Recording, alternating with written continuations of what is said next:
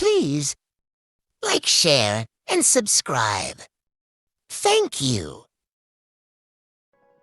Hello, Heavenly Lion Convenience. Alex Ambrose answered the store phone. I need a box of condoms and 2 packs of tissues delivered to room 1302 of the Sheraton South River Hotel. Hurry! The caller hung up. Alex shook his head. People never seemed to be prepared. He packed the required items, put on a raincoat, and rode his electric bike toward the Sheraton Hotel on the southern side of the river. It was 9 o'clock in the evening and raining heavily, and his pants and shoes were soon wet and filthy. Luckily, the merchandise was still dry, but he didn't dare delay any longer, so he hurried toward the hotel. When he arrived at room 1302, he knocked on the door, and it was opened quickly. Hello, here's your... Alex was stunned into silence. The woman in front of him was none other than his girlfriend, Kathy. She was dressed in a white robe, with her long, dark, wet hair draped over her shoulders. The sense of shower gel and shampoo assaulted his nose. Kathy, what are you doing here? He stared at her in disbelief, still feeling dazed. What are you doing here? Kathy asked. Her heart skipped a beat, and she took a small step back into the room. Her mind went blank and then started to spin. What's wrong? Another guy walked up to the door, wearing a robe and slippers, and Alex immediately recognized him. You dare to touch my girl? Alex couldn't suppress the anger welling up inside him, and he started moving toward Billy, determined to teach him a lesson. Stop! Kathy stepped in front of Alex. After a brief burst of panic, she had managed to get back a bit of control. Since her boyfriend had already discovered her betrayal, there was no point in trying to hide it now. She looked directly at him. Alex, we need to break up. Break up? Alex was stunned. He stared at Kathy with wide eyes. Kathy, we've been together for more than a year. Are you going to break up with me now? Yes, we need to go our separate ways. She kept steady eye contact with him and spoke with a strong sense of resentment. Are you surprised? You have no money, Alex. You can only barely afford the cheapest essentials. We never have anything nice. As long as I'm with you, people will always be laughing at me. And that just isn't the life I want. I'm too good to be living in poverty like this. I was too naive when I was in my freshman year, and I let myself get tricked into being with a loser like you. She hugged Billy's arm and said to Alex, Billy is my boyfriend now. From now on, I want nothing to do with you. Don't bother me again.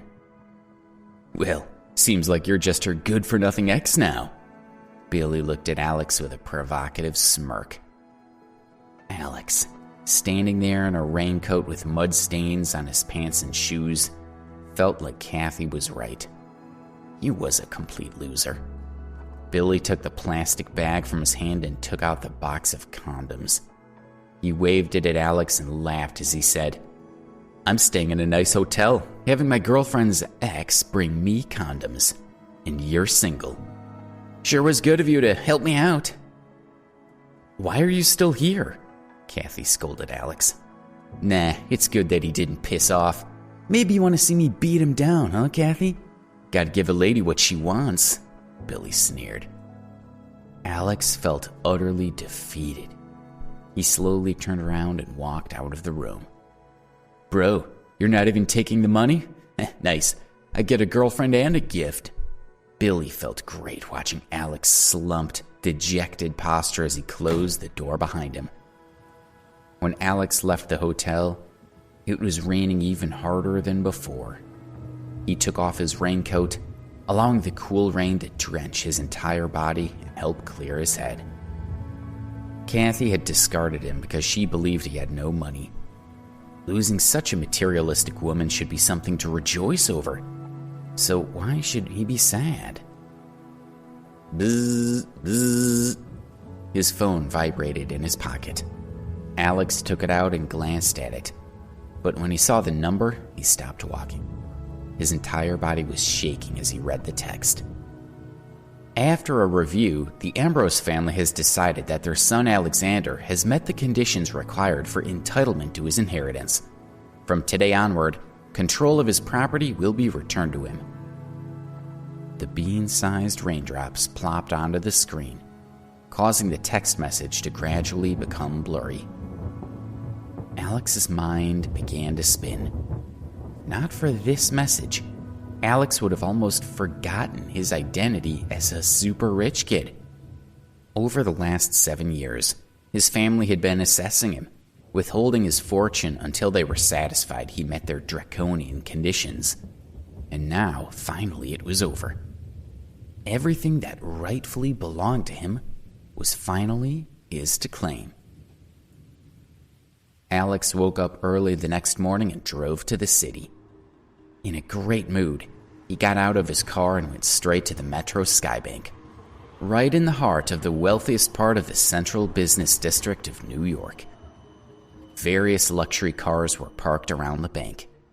The people walking in and out of the surrounding plaza were all rich. It was obvious from their clothing and demeanor.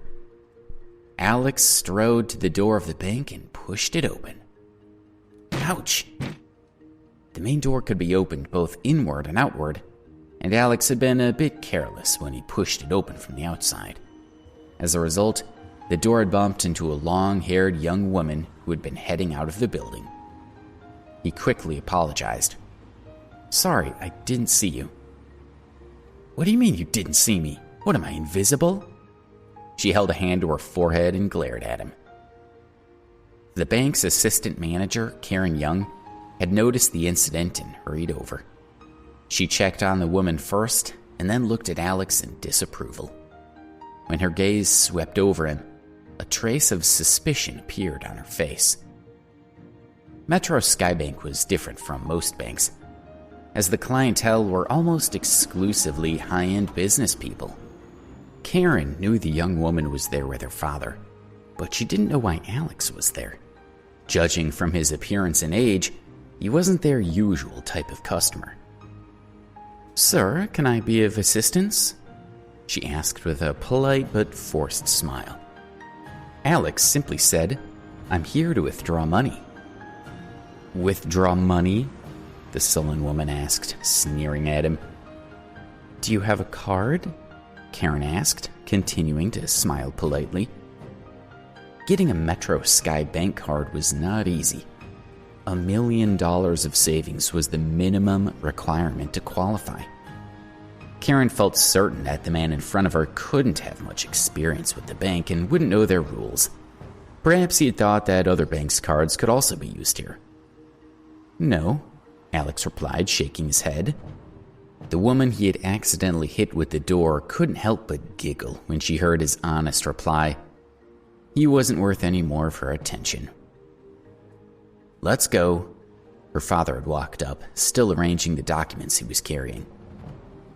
"My dad and I are leaving." The woman shook Karen's hand and then looked over at Alex. "Miss Young, having someone like this around could damage your bank's image and upset your customers. I hope this will not happen again."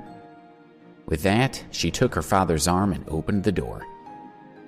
"Take care, Mr. Scott." Karen followed them out a few steps, watching as they got into a car and left. Turning around, she headed back inside, having made up her mind to encourage Alex to leave as soon as possible. There was no one standing where Alex had been. "Oh, where's he gone?" she wondered. Was it possible that the kid had been embarrassed and had quietly slipped away? She felt relieved at the thought. Then, just as she was about to go back to work, she caught a glimpse of someone out of the corner of her eye. "There's the brat. No wonder I didn't see him at first," she thought. He had already reached the entrance to the VIP lounge, and a pillar had blocked her view of him. The VIP room was only for high-status customers who were worth at least $30 million, and this young man had admitted that he didn't even have a card. If she let him get through, she would be in trouble with her boss. "Stop! Don't move!"